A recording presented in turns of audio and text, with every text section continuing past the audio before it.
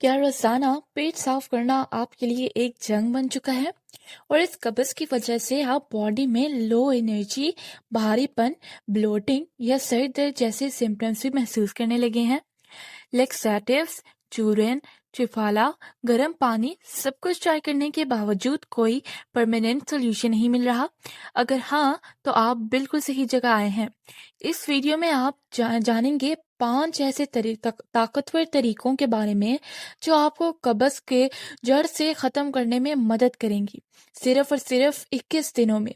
आगे आप जानेंगे एक ऐसे कुदरती हर्ब के बारे में जो आपके बाउल मूवमेंट्स को नेचुरली रेगुलेट करता है और आपके किचन में अभी मौजूद है।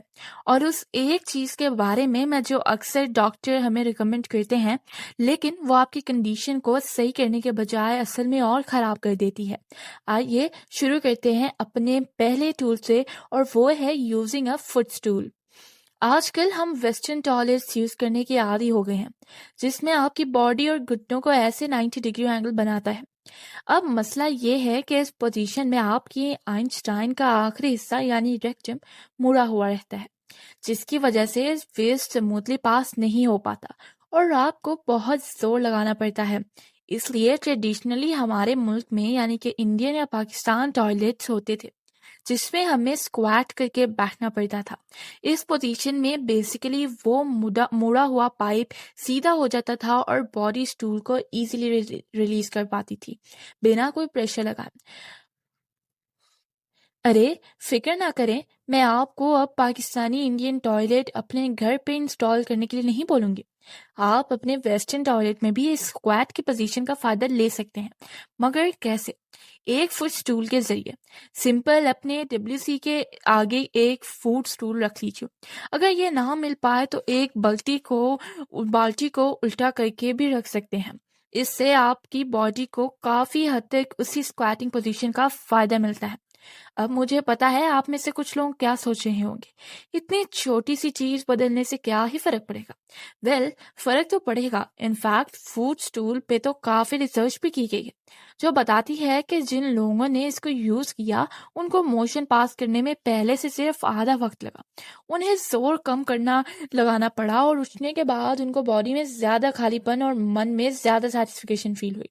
तो आप भी आज से ही इस फूड टूल का यूज करना शुरू कर दें। अगले स्टेप में बढ़ने से पहले एक चीज समझने बहुत जरूरी है। ये पेट साफ ना होना की प्रॉब्लम आखिर होती क्यों है? देखिए, जब हम जिस्म को एक्सरसाइज नहीं देते, या जब हम ज्यादातर ऐसा खाना खाते हैं जिसमें पानी कम होता है, या जब हम बहुत स्ट्रेस लेते हैं, या अगर हम बार बार अपनी बॉडी के मोशन पास करने के सिग्नल को इग्नोर करते रहते हैं, इनमें से किसी एक वजह से भी जिस्म वेस्ट को ढंग से एलिमिनेट नहीं कर पाता। नेचुरली वो हमारी इंटेस्टाइन की दीवार पर चिपक जाता है। वक्त के साथ हम अपनी आदतें तो बदल देते हैं, तो ये लेयर बढ़ती रहती है और फ्रेश टूल के लिए रास्ता कम होता जाता है। साथ ही हमारी कोलन यानी लार्ज इंटेस्टाइन के अंदर कुछ नाजुक नर्व्स और मसल्स होती हैं, जिनका काम होता है कि वेस्ट को आगे पुश करना। इंटेस्टाइन की इस मूवमेंट को कहते हैं पेरिस्टालसिस। अब अगर अंदर वेस्ट जमा होता है तो ये मसल्स कमजोर पड़ जाती हैं, स्टूल आगे पुश नहीं हो पाता और रोज पेट साफ होना बंद हो जाता है, और इसी को कह देते हैं हम कॉन्स्टिपेशन। मुझे हैरानी इस बात की होती है कि काफी लोग कब्ज यानी कॉन्स्टिपेशन को सर्दी जुकाम से भी छोटी प्रॉब्लम समझते हैं। सोचते हैं पेट ही तो साफ नहीं होता, कोई बड़ी बात नहीं। आपको पता है, आपका कोलोन आपकी बॉडी का हर सेल और टिश्यू से कनेक्टेड है। अगर यहाँ गड़बड़ हो गई तो वो शरीर के अलग अलग हिस्सों में डिस्टर्बेंस लगाएगी, क्योंकि वो वेस्ट अंदर सड़ने लगता है, टॉक्सिन प्रोड्यूस करता है जो इंटेस्टाइन के थ्रू आपके ब्लड में अब्सॉर्ब हो जाते हैं और ब्लड के थ्रू आपकी पूरी बॉडी में। फिर जो भी हमारा वीकेस्ट ऑर्गन होता है, ये टॉक्सिन्स उसी की फंक्शनिंग को डिस्टर्ब करते हैं और उसमें बीमारी लाते हैं। इसलिए तो कॉन्स्टिपेशन को मदर ऑफ ऑल डिजीजेस बोला जाता है। मेरा आपको ये सब बताने का इंटेंशन और नतीजा सिर्फ ये है कि आप इस प्रॉब्लम को प्लीज लाइटली ना लें, टालते ना रहें और एक्शन लें और इसको पूरी तरह हील करें। चलिए बढ़ें अपने सेकेंड स्टेप पे। ये है consume at least 1 cleansing drink per day. अब मैं आपके साथ ऐसे 3 जूसेस और एक स्पेशल टी के बारे में शेयर करने वाली हूँ जो आपके लिए बहुत बेनिफिशियल होंगे। पहला सेव्ड है पेठे का जूस, ऑल्सो कॉल्ड एशगर्ड जूस। ये एशगर्ड आपको किसी भी सब्जी वाले के पास मिल जाएगा, यानी कि पेठा। छिलका और बीज हटाओ, ब्लेंड करो, छान लो और हो गया आपका जूस रेडी। सेकेंड जूस है आंवला का जूस। ये आपके डाइजेस्टिव फायर को बढ़ाता है, जो अल्टीमेटली डाइजेशन और बाउल क्लियरिंग दोनों में हेल्प करता है। 3 आंवला पानी के साथ ब्लेंड करो, छान लो, फिर 2-3 गुना ज्यादा और पानी मिलाकर पी लो। थर्ड है कोकोनट वाटर विद सब्जा सीड। नारियल पानी आपने में ही मिडली लेक्सेटिव होता है, उसमें 1/4 चम्मच सब्जा सीड्स मिला लो, 5 मिनट में ही वो स्वेल हो जाते हैं। ये भी आपके गच को क्लीन करने में बहुत मदद करते हैं। और फोर्थ है फेनल यानी सौंफ। वो स्पेशल हर्ब है जो आपके डाइजेस्टिव सिक्रीशन को बढ़ाता है, जिससे आपकी अग्नि और इम्प्रूव होती है और बॉवल्स और इजीली क्लियर हो जाते हैं। फेनल टी बनाने के लिए सिंपली आधा टीस्पून सौंफ को 1 कप पानी में उबालें और फिर कप में निकाल लें। इसको छानने की कोई जरूरत नहीं।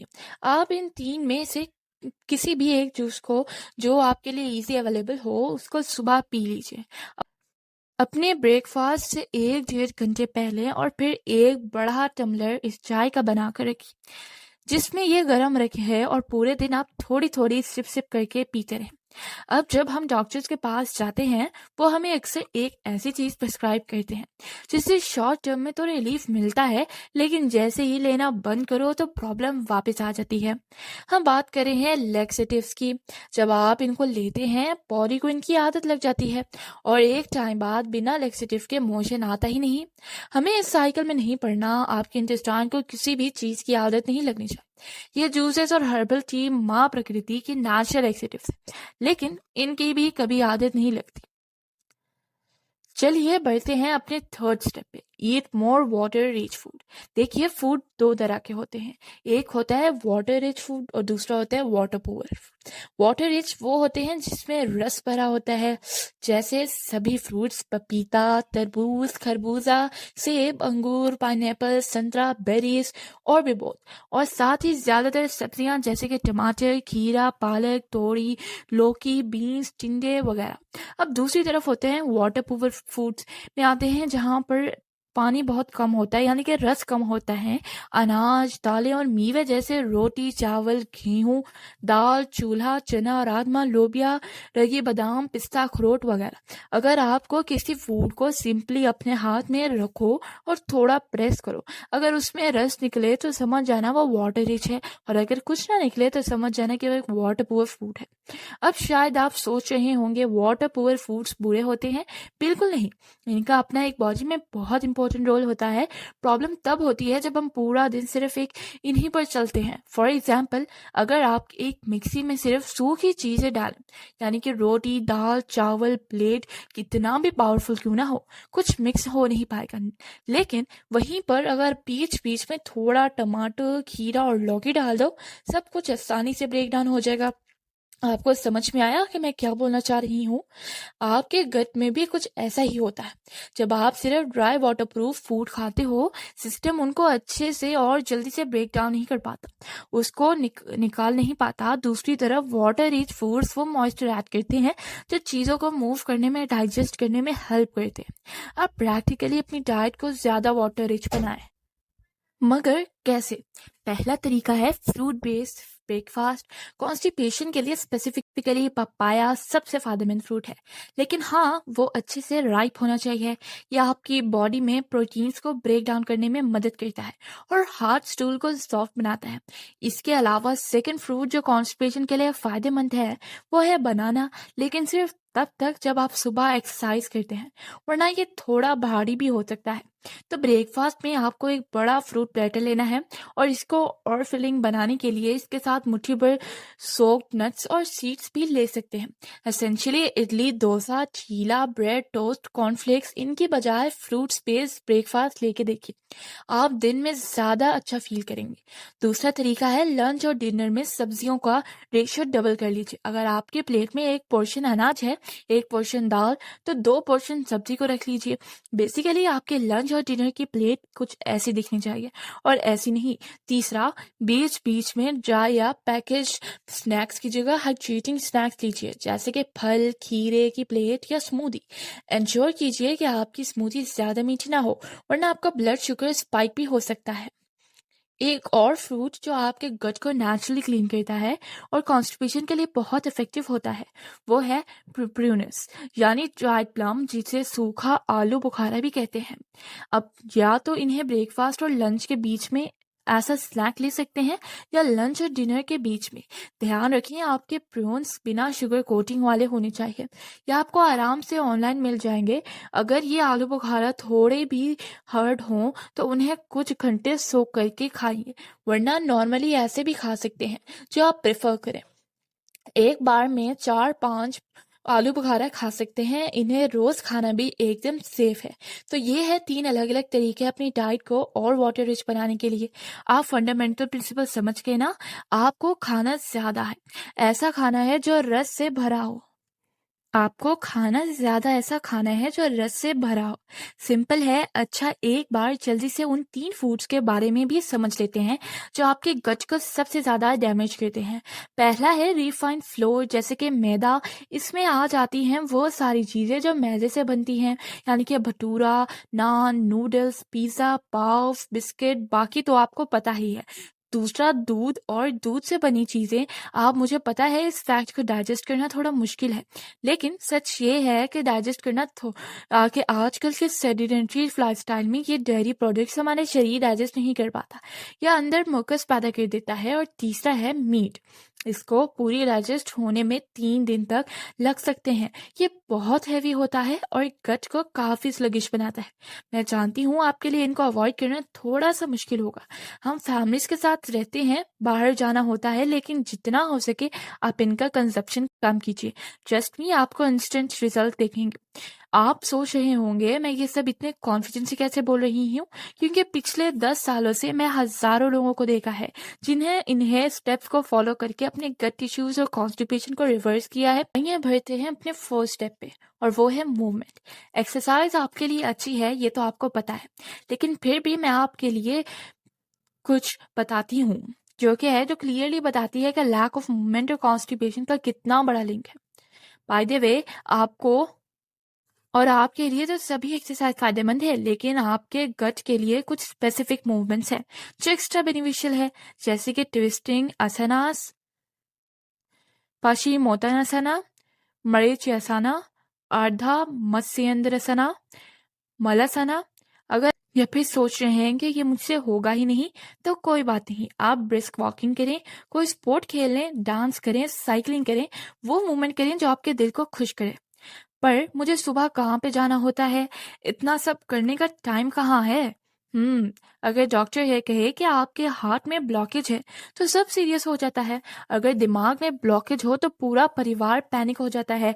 विंड पाइप में ब्लॉकेज हो जाए तो सबको छोड़ छाड़ के हॉस्पिटल भागते हैं। तो फिर गट में ब्लॉकेज को इतना कैजुअली क्यों लेते हैं, जबकि that is the mother of all diseases, even mental health problems. तो इसीलिए आप ये मत सोचिए मेरे पास से ये सब करने का टाइम नहीं। आप लाइफ में जिस चीज को प्रायोरिटाइज करेंगे उसका टाइम निकल ही आएगा, सच में। बढ़ते हैं अपने कॉन्स्टिपेशन हीलिंग प्लान के लास्ट स्टेप में। अभी तक आपने ये 4 चीजें सीखी हैं। अगर अभी तक आपने इस वीडियो को लाइक नहीं किया तो जरूर लाइक किए और सब्सक्राइब का बटन भी दबा दीजिए, ताकि आपको हर नई आने वाली वीडियो आपके पास सबसे पहले पहुंच जाए। और क्या पता उन्हीं वीडियो से आपको देख के कुछ सीखने को मिल जाए, और आपकी हेल्थ ही आपकी फर्स्ट प्रायोरिटी है। अब मैं सच बताऊं तो ये 4 चीजें काफी हैं। अगर आप इम्प्लीमेंट करते हैं, आप 1 हफ्ते के अंदर अंदर ही चेंजेस देखेंगे।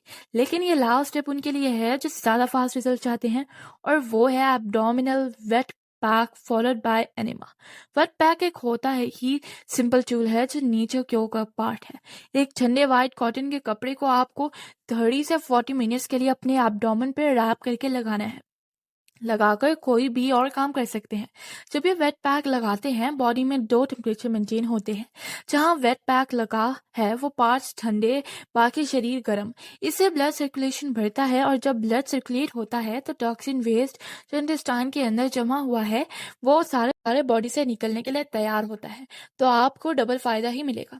एरिमा के थ्रू आप अपने रेक्टम में थोड़ा पानी डालते हैं, उसको होल्ड करते हैं और ये पानी अंदर जाके वेस्ट को लूज़ करता है और बाहर निकालने में मदद करता है। मैं उम्मीद करती हूँ कि आप ये स्टेप्स फॉलो करके अपनी कॉन्स्टिपेशन को पूरी तरह हील करेंगे। अभी के लिए इतना ही। जाते जाते इस वीडियो पर लाइक ज़रूर कर देना, ताकि आपकी तरह जितने भी लोग तकलीफ़ में रहते हैं उन सब की तरफ भी ये वीडियो पहुंच सके। और अगर आपके रिश्तेदार, फैमिली या फिर कज़िन्स वगैरह में किसी को भी ये प्रॉब्लम है कॉन्स्टिपेशन की, तो उन तक भी ये वीडियो ज़रूर पहुंचाएं। यह आपके लिए भी अच्छा काम है और हमारे लिए भी। हमारी तरफ से आप सब के लिए आपकी हेल्थ को मुबारक। अल्लाह आपकी सबकी सेहत को हमेशा सही रखे और आपको शिफा दे।